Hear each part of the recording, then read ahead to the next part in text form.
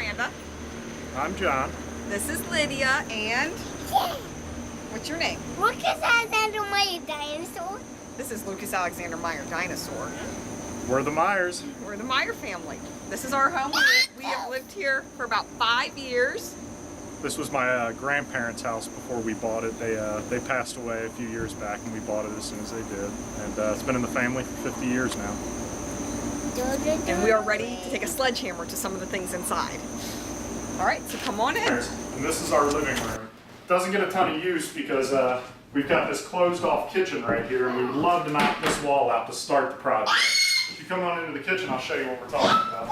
Biggest problem area of the house. Cabinetry, 1970s, I would say, if I had to guess. Got ourselves a nice little bulkhead here. Don't know why it exists. Come over here and move our chair that's blocking what we like to call the hand chopper, which usually spins much more aggressively. And then you've got this wonderful cutting board. Serves Also no have purpose. our dishwasher right next to our stove. And you can see insulation in between where it doesn't quite line up. And every time you sweep or mop to clean, this falls off. Beautiful parquet-like floors, which are actually vinyl. And as much as you clean them, still look about this good. There are chunks out of it in several areas. Scratches. If you're a normal-sized human being and you're cooking at this stove, you can't see any of this down here. I have to lean down like this to turn the stove on and off and tell what time it is and that kind of stuff. Yellow walls, her fault. We also have this beautiful light fixture. It really adds a lot of character to the room. And our wonderful fan, which has one light that doesn't work, no matter whether the light's good or not. Peninsula over here, not an island, a peninsula. Don't think I'm going to need a sledgehammer to knock this bad boy out.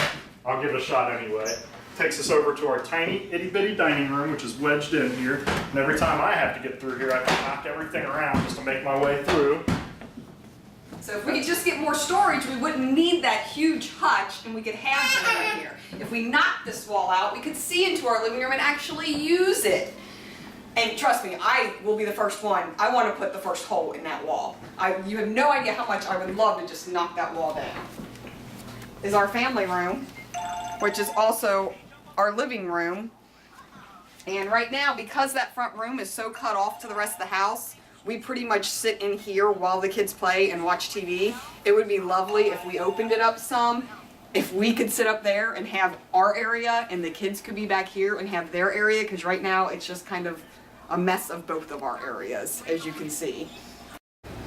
Now to the upstairs.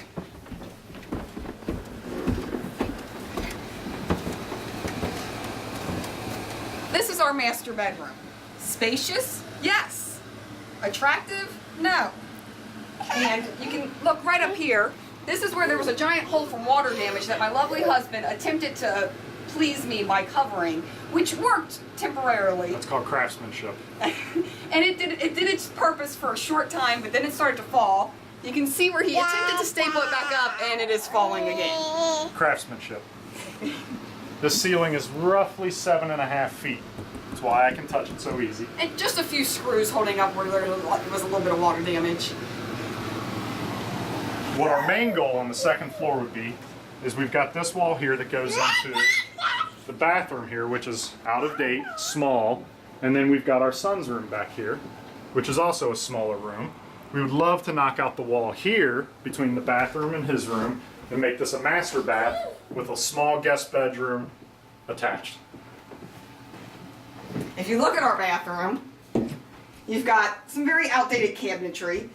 This does not quite function correctly. If you lift it, which I can't do with one hand, if you lift it and close it, it kind of closes, but it's not great. If you turn around and look at our wonderful shower doors, which are impossible to clean, by the way, look inside, you'll see one, it's a very tight space. It's a small shower. For my husband who's tall, his head's practically touching the shower head. And then you see mold all around that we have attempted to get rid of several times. We have taken off all the caulk and it just comes back, and we cannot seem to get it taken care of. What are we going to do to that kitchen, Lucas? Sledgehammer. All right, show them. All right. Thanks, bud. Please, Sledgehammer, come and help us destroy what needs to be destroyed so that we can make it what it should be. This